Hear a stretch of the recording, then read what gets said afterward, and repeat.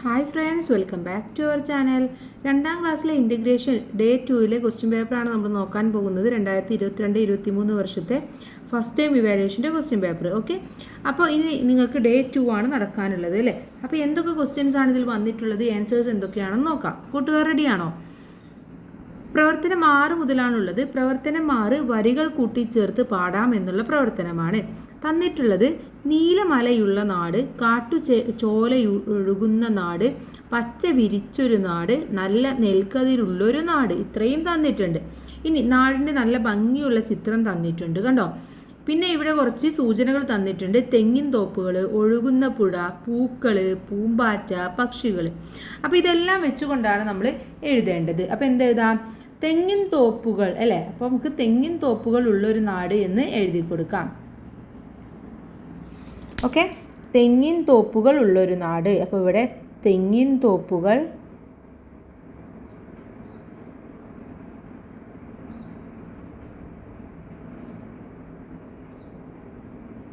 തെങ്ങിൻ തോപ്പുകളുള്ളൊരു നാട്.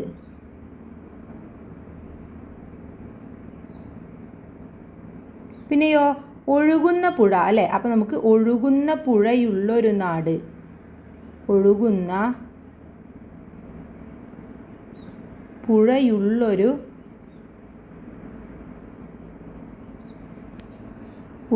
നാട്.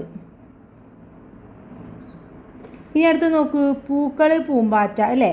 അപ്പോൾ പൂക്കൾ എല്ലാം കൂടി ഒരുമിച്ച് എഴുതാം. പൂക്കളും പൂമ്പാറ്റകളും പക്ഷികളും നിറഞ്ഞൊരു നാട്.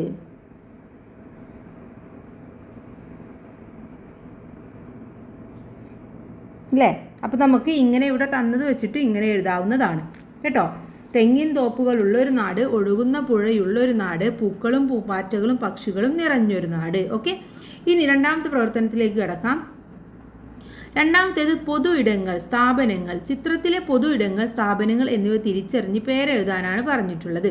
അപ്പോൾ ഒന്നാമത്തേത് എന്താണ് കൂട്ടുകാരെ? ഒന്നാമത്തേത് എന്ന് പറയുന്നത് ബസ് സ്റ്റോപ്പാണ് അല്ലേ. അപ്പോൾ നമുക്ക് ഇവിടെ എഴുതാം. ഒന്നാമത്തേത് ബസ് സ്റ്റോപ്പ്. ഇത് ബസ് സ്റ്റോപ്പ്. അപ്പോൾ നമുക്ക് ബസ് സ്റ്റോപ്പ് എന്ന് എഴുതി കൊടുക്കാം.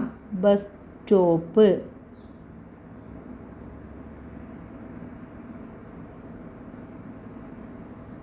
സോറി,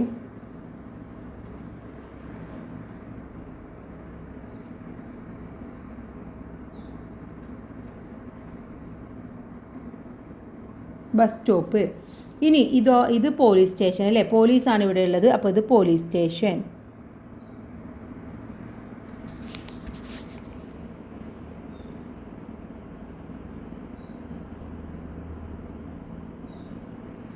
ഇനി ഇത് വായന അല്ലേ. അപ്പോൾ ലൈബ്രറിയാണിത്, ലൈബ്രറി.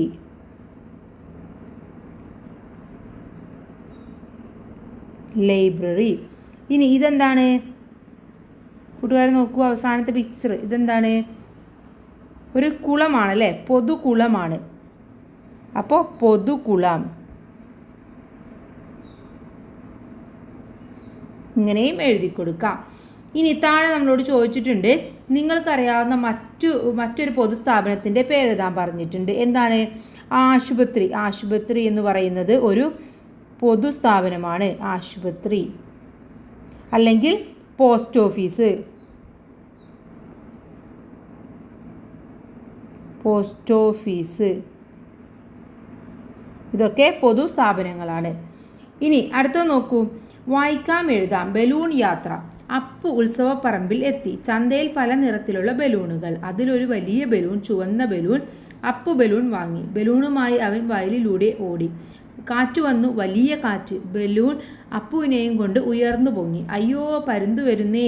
അപ്പു പേടിച്ച് നിലവിളിച്ചു. പരുന്ത് ബലൂണിനടുത്തെത്തി. എനിക്കും ബലൂണിൽ ഇരുന്ന് പറക്കണം, പരുന്ത് പറഞ്ഞു. അത് കേട്ടപ്പോൾ അപ്പുവിന് സന്തോഷമായി. അവർ ഒരുമിച്ച് യാത്ര തുടങ്ങി. ഇതാണ് തന്നിട്ടുള്ള ഒരു കൊച്ചു കഥ എന്ന് പറയുന്നത്. കഥ വായിച്ച് ചോദ്യങ്ങൾക്ക് ഉത്തരം എഴുതാനാണ് പറഞ്ഞിട്ടുള്ളത്. ഒന്നാമത്തെ ചോദ്യം, അപ്പു എവിടെ നിന്നാണ് ബലൂൺ വാങ്ങിയത്? എവിടെ നിന്നാണ് കൂട്ടുകാരെ അപ്പു ബലൂൺ വാങ്ങിയത്? എവിടെ നിന്നായിരുന്നു? ചന്തയിൽ അല്ലേ, ഉത്സവപ്പറമ്പിലെത്തി. ചന്തയിൽ പല നിറത്തിലുള്ള ബലൂൺ. അപ്പോൾ എവിടെ നിന്നിട്ടാണ്? ചന്തയിൽ. അപ്പോൾ നമുക്ക് ഇവിടെ എഴുതാം ഒന്നാമത്തെ ഉത്തരം ചന്തയിൽ. രണ്ടാമത്തെ ചോദ്യം നോക്കൂ. അപ്പു വാങ്ങിയ ബലൂണിൻ്റെ നിറം എന്താണ്? ഏത് നിറമായിരുന്നു? അതിലൊരു വലിയ ബലൂൺ. അപ്പു ബലൂൺ വാങ്ങി. അവൻ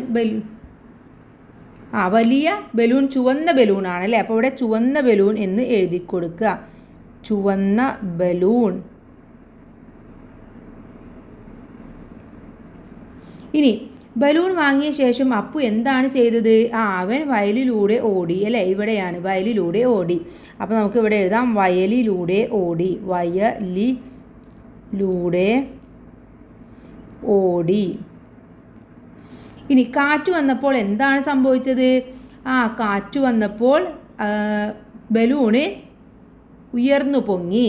അപ്പോൾ എന്ത് എഴുതണം? ബലൂൺ ഉയർന്നു പൊങ്ങി.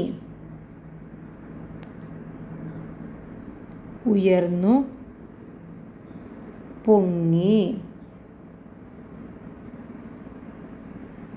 പൊങ്ങി. ഓക്കെ.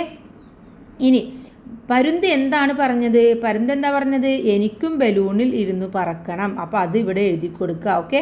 ഇവിടെ സ്പേസ് ഇല്ല, അപ്പോൾ അതും കൂടെ നിങ്ങളവിടെ എഴുതി കൊടുക്കുക. അപ്പോൾ തന്നിട്ടുള്ളത് എന്താണോ നന്നായിട്ട് വായിച്ച് മനസ്സിലാക്കിയതിന് ശേഷം എഴുതാൻ വേണ്ടി ശ്രമിക്കുക. ഇനി let's count the shape and write എന്നുള്ളതാണ്. Colour the picture, identify the shape in the picture and write the name of the each shape. അപ്പോൾ ആദ്യ കൂട്ടുകാർ ഇതിന് നല്ല ഭംഗിയായിട്ട് നിറം കൊടുക്കുക. അതിനുശേഷം എത്ര ട്രയാങ്കിൾ ഉണ്ട് ഇവിടെ നമുക്ക് എണ്ണി നോക്കാം. ട്രയാങ്കിൾ എത്രയാണ്? 1 2 3 4 5. 5 ട്രയാങ്കിളാണ് ഉള്ളത് അല്ലേ. അപ്പോൾ ഇവിടെ 5 എന്ന് എഴുതുക. ഇനി സ്ക്വയറോ? സ്ക്വയർ എത്ര ഉണ്ട്? ഇവിടെ 1 2 3 4 5 5. ഈ വലുത് 6, ഇത് 7, ഇത് 8 9. അപ്പോൾ ഇവിടെ 9. ഇനി സർക്കിളോ? സർക്കിൾ ഇവിടെ 1 ഉണ്ട്, 1 2, ഈ തല 3 4 5 6. 6 എണ്ണമാണ് ഉള്ളത്.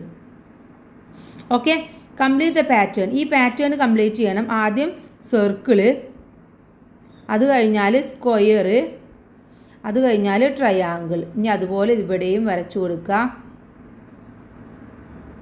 ഇനി അടുത്ത പാറ്റേൺ കംപ്ലീറ്റ് ചെയ്യാൻ പറഞ്ഞിട്ടുണ്ട്. ഇവിടെ എങ്ങനെയാണ്?